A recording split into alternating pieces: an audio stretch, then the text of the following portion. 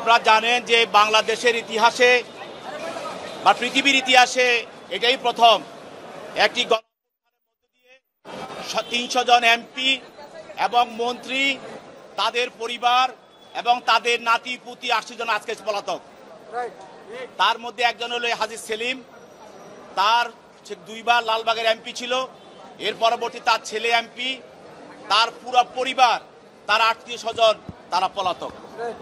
এর কারণ এই হাজী সেলিম লালবাগ এলাকায় 2 বার অবৈধভাবে পার্লামেন্টে ভোট চুরি করে নির্বাচিত হয়েছিল এবং সে ওই এলাকায় একটি সেলিমাবাদ কায়েম করেছিল।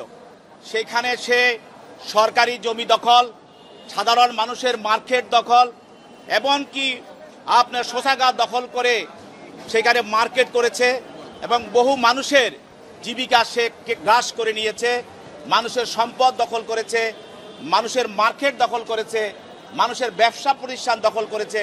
সর্বোপরি ওই এলাকায় সে একটি রাজত্ব, সন্ত্রাসী রাজত্ব কায়েম করেছিল এবং সে আপনারা জানেন জগন্নাথ হল শত ছাত্রদের বাধার কারণে দখল করে সেখানে একটি মার্কেট তৈরি করেছিল। এক কথায় বলতে গেলে গত 15 বছর এই লালবাগ এলাকায় এবং অত্র এলাকায় তার সংসদীয় এলাকায় একটি সন্ত্রাসের দখলত্বের রাজত্ব কায়েম করেছিল। আজকে ওই এলাকার মানুষ নিঃশ্বাস ফেলছে এবং একটি সন্ত্রাসী অবস্থান থেকে মানুষ ন্যায় পাচ্ছে।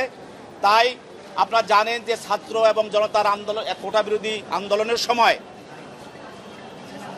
আওয়ামী লীগের পক্ষ থেকে তার নেতা কর্মী এবং সাবেক এমপিদেরকে নির্দেশ দেওয়া হয়েছিল যে আন্দোলনকে থামানোর জন্য, এই আন্দোলনকে স্তব্ধ করে দেওয়ার জন্য। সে হিসাবে হাজী সেলিম এবং তার পুত্র এবং এলাকার যুবলীগ, ছাত্রলীগ সবাই নেতৃত্বে এই ছাত্র জনতার আন্দোলনের উপরে তারা ঝাঁপিয়ে পড়ে।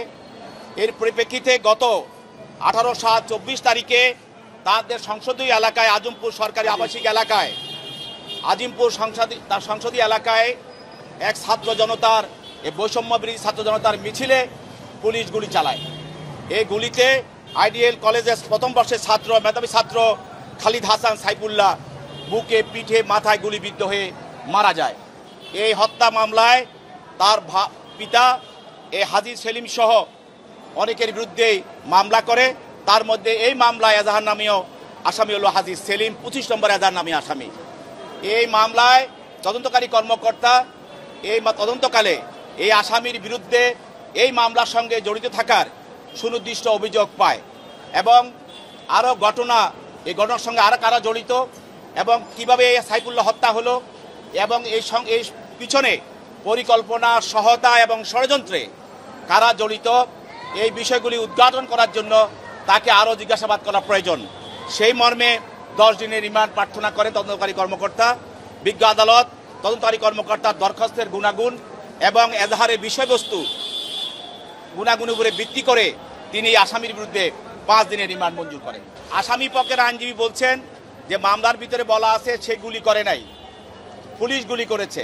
আমরা বলেছি যে ফৌজদারি আমাদের যে দণ্ডবিধি আছে সেখানে বলা আছে যে ষড়যন্ত্রকারী, পরিকল্পনাকারী এবং অপরাধের সঙ্গে যে ষড়যন্ত্র করে, যে মদতদাতা, সহায়তাকারী যে ঘটনা ঘটায়, তার যে অপরাধ, যে শাস্তি ওই ষড়যন্ত্রকারী, মদতদাতা এবং সহায়তাকারীর একই অপরাধে সে অপরাধী।